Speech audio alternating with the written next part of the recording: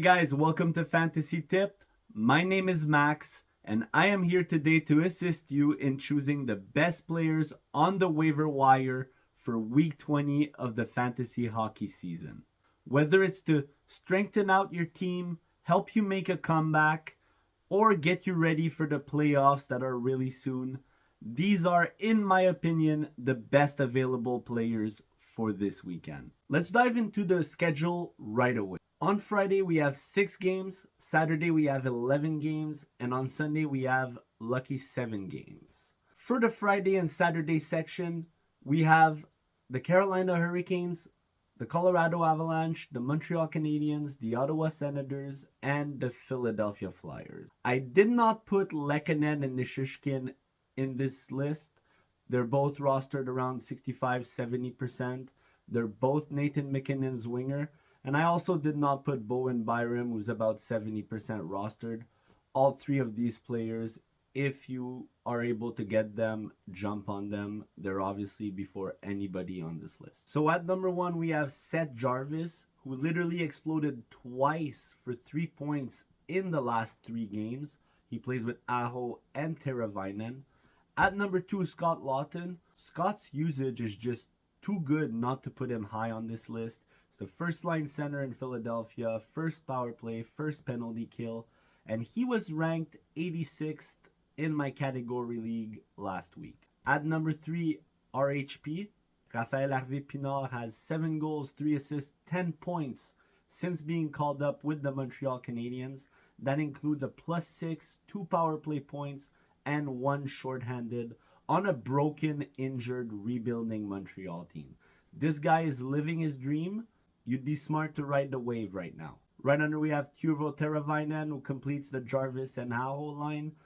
He has 7 points in the last 9 games. Not a lot of hits, no blocks, average shooting, but a consistent points player. Seems to finally have started going. After Teuvo, we have GT Comfer. 6 points last weekend, +4, 7 shots, 19 faceoffs, and 3 blocks. Plays alongside Rantanen. Comfort got a massive boost this week in the ranking. We also have Michael Matheson. Matheson is starting to look more and more like a waiver wire steal. Only rostered at 9%. Another 9% rostered player, Owen Tippett, who's in the middle 6 role with the Flyers. Right now playing with GVR and Morgan Frost, also on that PP1. We have Sam Girard. Every time Makar goes down, Girard comes through. The smooth skater is over a point per game pace right now in the last 10 games with a goal and 10 assists.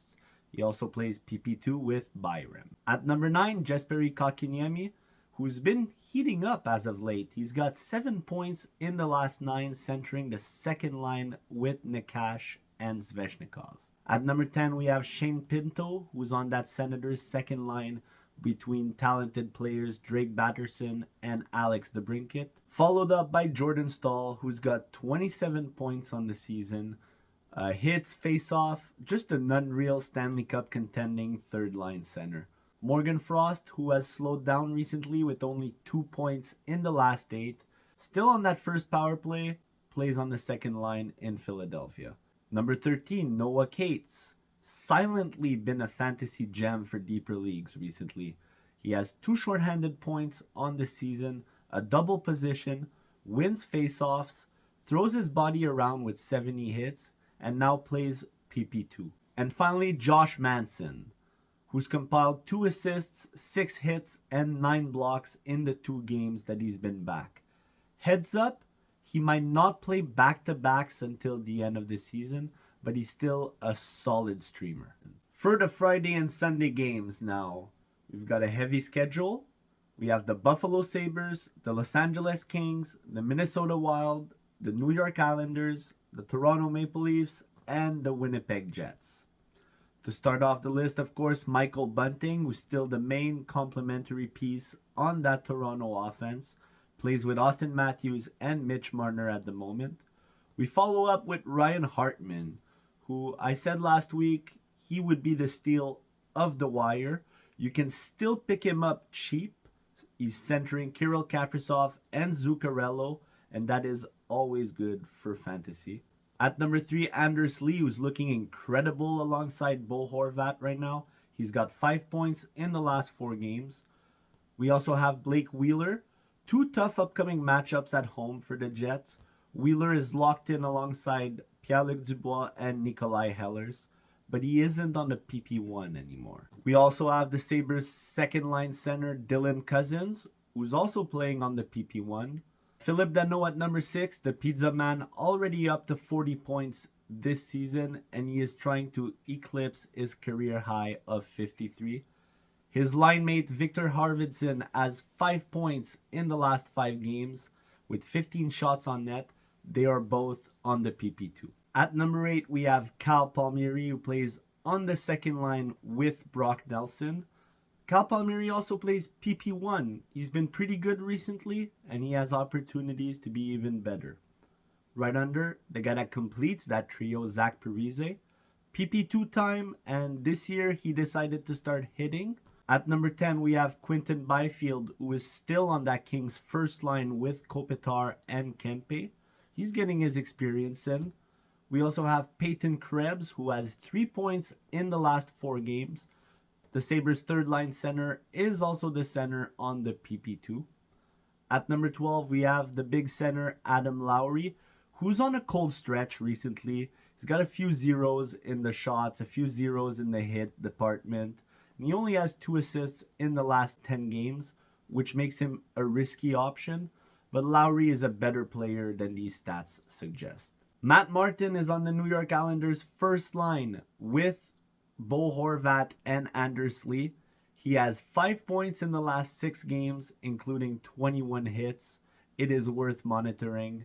Mason Appleton has been promoted to the first line with Scheifele and Kyle Connor, but still doesn't have enough to show for it. No power play time either.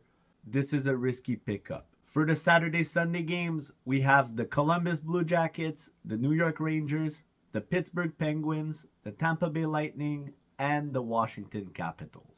To start off, we have Boone Jenner, a weekend ad regular. I repeat myself often. He's a peripheral king, no nights off, and he plays in between Patrick Laine and Johnny Gaudreau. This is the dream for any hardworking centerman, and also the dream for a waiver wire ad. At number 2, Tom Wilson. Big Tom is hot with 2 goals in his last 2 games, plus he gets to have Ovi back this weekend. Next, we got Steven Stamkos' wingers. First, Cirelli, who's warm with 6 points in the last 6 games. And then Alex Killorn, who has 3 multi-point game performances in the last 6. At number 5, Nick Backstrom. His return hasn't been entirely smooth, but he's still a dominant power play player. Jason Zucker has snapped his cold streak and has 2 goals in the last 3 games, including 7 shots and 12 hits. Alexis Lafrenière remains consistent and hot. He had a goal in both games last weekend, hence why he is in the top half of this section this weekend. At number 8, we have TJ Oshie. With the Capitals' injured players all coming back, Oshie is falling to the third line. Fortunately, he still sits on Washington's dangerous PP1. Philip Chytil's stock has dropped a tiny bit since he lost his PP1 spot, but it remains the best year of his career and he's up to 35 points.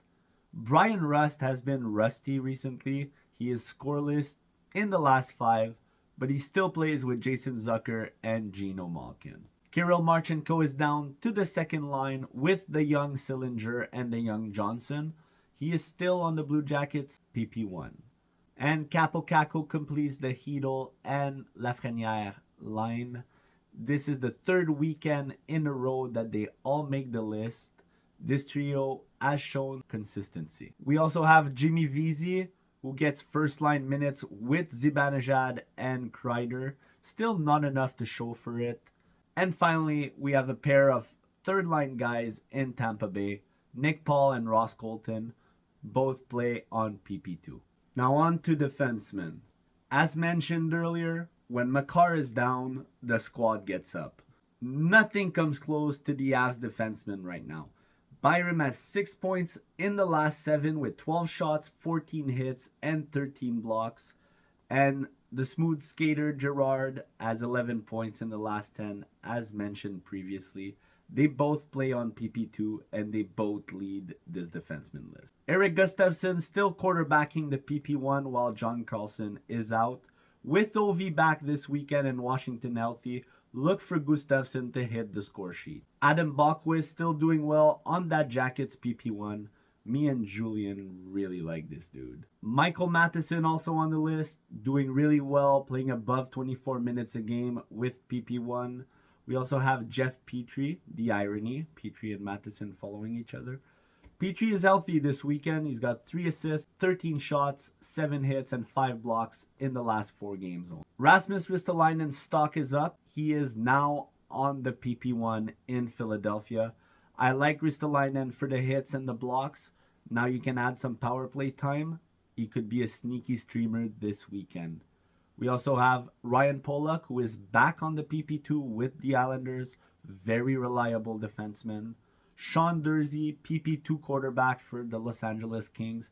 He is riding a 4-game point streak at the moment. And to finish the list, Neil Pionk. 3 points in the last 3 games with shots, hits, and blocks. Can't go wrong with Pionk. For the Sunday goalie starts, first off, we have Philip Gustafsson, who's really taking Marc-Andre Fleury's job right now. If Gustafsson gets the second game this weekend, he would be playing against the Columbus Blue Jackets at home. So Gustafsson is my number 1. I'll follow that up with Yaroslav Halak, who should be getting the second game of the back-to-back at home against the Kings. Since Los Angeles will be far from home, I expect the Rangers, who have a really good team right now, to come out on top. Charlie Lindgren, if he was to start at Buffalo, could be a good option as well. Karel Vejmelka and the Coyotes have been absolutely insane lately. Arizona went on a long period without a regulation loss. They're in every single game they start. Vejmelka is a better option than the stats suggest, especially at home against an injured-riddled Nashville Predators team.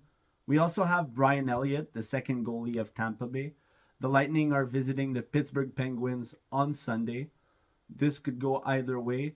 Casey DeSmith is also an option for the Sunday start, but I like Elliott better even if the game is in Pittsburgh. And Semyon Varlamov at Winnipeg could be a decent option if none of the other guys mentioned are taken. Now let's get into the category section of the video.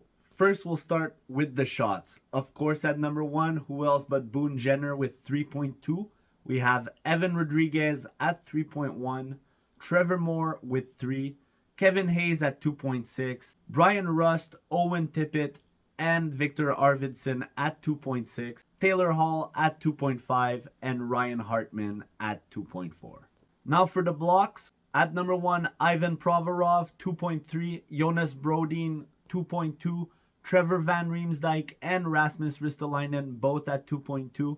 Scott Mayfield, Eric Gudbranson, and Marcus Pedersen all averaging 2 blocks a game. For the hits, we have a lot of big guys this week. We have Tom Wilson at 3.9, Matt Martin at 3.9, Nicolas Deslauriers at 3.8, Garnet Hathaway and Martin Fehervary, a couple of Washington Capitals, at 3.4 and 3.3. We have Eric Chernak and Noel Achery at 3.2 and Artem Zub at 3 hits a game. And finally, for the faceoffs, once again, Boone Jenner at number 1, 11.6 per game. What can this guy not do?